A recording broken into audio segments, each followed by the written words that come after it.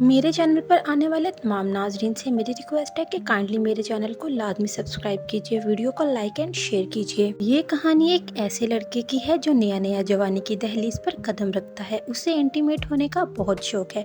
तो देखते हैं आगे कहानी में क्या होता है। यहाँ हम जॉर्ज को देखते हैं जो कि समर वेकेशन के लिए अपने घर वापस जा रहा था। ये अपनी मेड मिस लपीते के साथ घर वापस जा रहा था। इसकी नजर मिस लपीते के ब्रेस्ट के ऊपर पड़ जाती है। मिस लपीते इसे देख लेती है लेकिन वो इसे इग्नोर कर देती है। फिर ये अपने घर पहुंच जाता है जहाँ पर इसकी मॉम और इसके घर के बाकी मेंबर्स इसका वेलकम करते हैं। तभी इसकी मॉम इसके पैंट पर कुछ लगा नोटिस करती है, लेकिन उसकी आंटी मार्गरेटा उसे हाथ से साफ कर करके बोलती है कि इस उम्र में ऐसा होता है। रोजर अपनी छोटी बहन बर्था के साथ जंगल में घूमने के लिए जाता है। वहाँ पर रोजर को मिस लपीते नजर आती है जिन्हें बहुत तेज पेशाब आ जाता है। वो रोजर के सामने ही अपनी स्कर्ट ऊपर करके यूरिन कर देती है।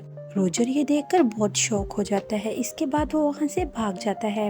रोजर को जंगल से किसी के चिल्लाने की आवाजें सुनाई देती है। जब रोजर वहाँ पे चेक करने के लिए जाता है तो वो देखता है कि उसी के घर की मेड उर्सुला किसी के साथ इंटीमेट हो रही थी। रोजन उसे देख लेता है, जबकि उर्सुला भी उसकी तरफ देखती है तो रोजन वहाँ से भाग जाता है। ये सब चीजें उसने पहली बार देखी थी, इसलिए वो डर गया था। रोजन की माँ को दिखाया जाता है जो कि काफी स्ट्रिक्ट थी। खाने के टेबल पर भी रोजन उर्सुला के बारे में ही सोच रहा था। उसकी मॉम उसे खाना खाने का बोलती है कि ध्यान से खाना खाओ।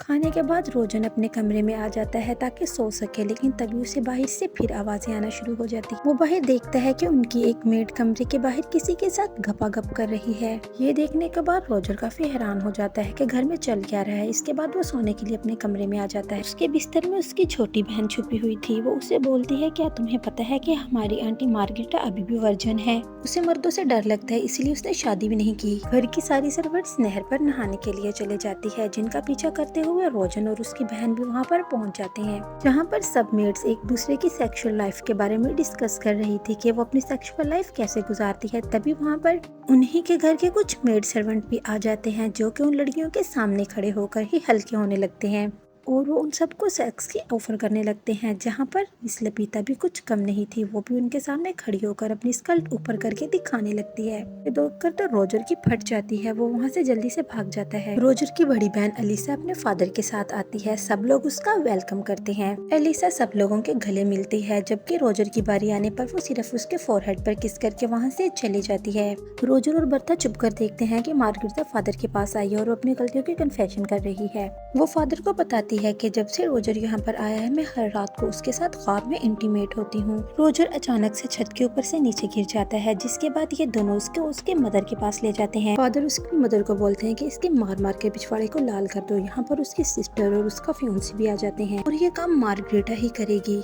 मार्गरेटा उसे नहीं मारना चाहती थी, लेकिन अपनी बहन के कहने पर वो उसके पिछवाड़े पर इतना मारती है कि उसे बंदर की तरह लाल कर देती है। रात को जब रोजर सोने लगता है तो उसे फिर से अपने कमरे के बाहर से किसी की आवाजें सुनाई देती हैं। जब वो बाहर निकलकर चेक करता है तो देखता है कि उसकी मेड आज फिर किसी के साथ इंटीमेट हो रही थी। आज फिर सिर्फ उसे हेलेन नजर आती है, उसके पीछे कोई आदमी नहीं। अचानक वहाँ पर उर्सुला आ जाती है। वो कहती है कि आओ मैं तुम्हारे तेल लगा दूं।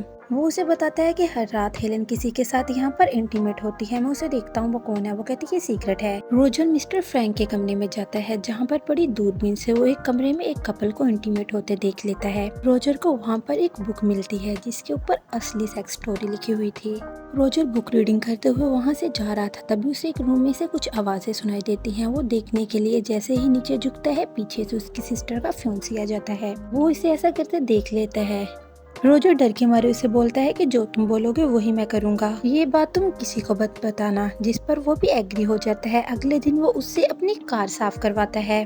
कार साफ करने के बाद रोजर उस बुक का मजा लेने के लिए घोड़ों वाले अस्तबल में आ जाता है। इससे पहले कि रोजन बुक स्टार्ट करता, वहाँ पर हेलन आ जाती है। हेलन रोजन को वहाँ पर देख लेती है। वहाँ एक मेल सर्वेंट हेलन को आधा खिड़की के अंदर और आधा खिड़की के बाहर फंसा देता है।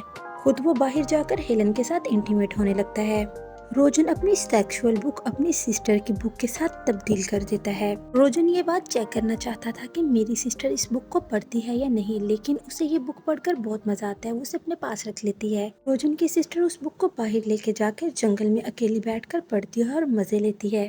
रोजन अब किचन में आकर उर्सुला के साथ सेक्स करने की कोशिश करता है। पहले तो वो उसे इनकार करती है, लेकिन बाद में वो मजे लेने लगती है। उर्सुला भी ऊपर से नीचे एक आदमी को देखकर मजे ले रही थी। अचानक से वहाँ पर डाकिया आ जाता है जो कि कहता है कि जंग फैल गई है, जंग फैल गई है, हर जगह पर जंग हो रही है, इसीलिए सब गांव के मर्दों को अब जंग के लिए जाना होगा। अगले दिन सब मर्द जंग के लिए जाने की तैयारी करते हैं। रोजन इस बात पर बहुत खुश होता है क्योंकि वो अकेला ही बचा था, छोटा होने की वजह से वो उनके साथ नहीं जाता। अब गांव की सारी औरतें उसकी तरफ देखती हैं और मुस्कुराती हैं। रोजन घर आ जाता है। घर आने के बाद वो उर्सुला के पास चले जाता है और उसे सेड्यूस करने की कोशिश करता है। पहले तो उर्सुला उसे मना करती है लेकिन बाद में वो मान जाती है और उसके साथ सेक्सुअली इंटीमेट हो जाती है। रोजन ने सब कुछ पहली बार किया था, उसे बहुत मजा आता है। उर्सुला को कहता है कि मुझे तुमसे बहुत ज्यादा मोहब्बत है। इस पर उर्सुला बोलती है पहली बार हर किसी को ऐसे करने पर मोहब्बत हो जाती है। हम यहाँ पर एक मेड को देखते हैं जो कि नदी के किनारे बैठी थी, तभी वहाँ पर तैरता हुआ रोजन आ जाता है। रोजन मौके पर चौका मार के उसके साथ भी इंटीमेट हो जाता है। उस मेड से मजे लेने के बाद रोजन अब घोड़ों के अस्तबल में आ जाता है। यहाँ उसकी बड़ी सिस्टर एलिसा मौजूद थी। ये अपनी बड़ी सिस्टर को भी सेड्यूस करने की कोशिश करता है। पहले तो वो इनकार करती है लेकिन उसने भी बुक पढ़ी थी, इसीलिए गर्मी उसके अंदर भी पैदा हो जाती है। वो भी अब अपने भाई के साथ सेक्सुअली इन्वॉल्व हो जाती है। अब वो दोनों घोड़ों के अस्तबल में ही गपागप स्टार्ट कर देते हैं। घर की सारी मेड एक एक करके रोजन के कमरे में आती हैं और सेक्सुअली उससे मजे लेती हैं, यानी कि घपागप करती हैं। रोजन घर की हर औरत के साथ घपागप करता है, हालांकि वो अपनी आंटी को भी नहीं छोड़ता। अगले दिन वो अपनी सिस्टर के साथ जंगल में ही घपागप कर रहा था, जहाँ पर उसकी सिस्टर उसे बताती है कि वो प्रेग्नेंट है। तभी अचानक से वहाँ पर हेलीकॉप्टर आ जाता है जिसमें उसका फ्योंसी था। अब जॉर्ज को पता चल गया था कि गांव के सारे मर्द जंग से वापस आ रहे हैं। घर की सारी औरतें इतनी दफा गपागप करने की वजह से प्रेग्नेंट हो चुकी थी।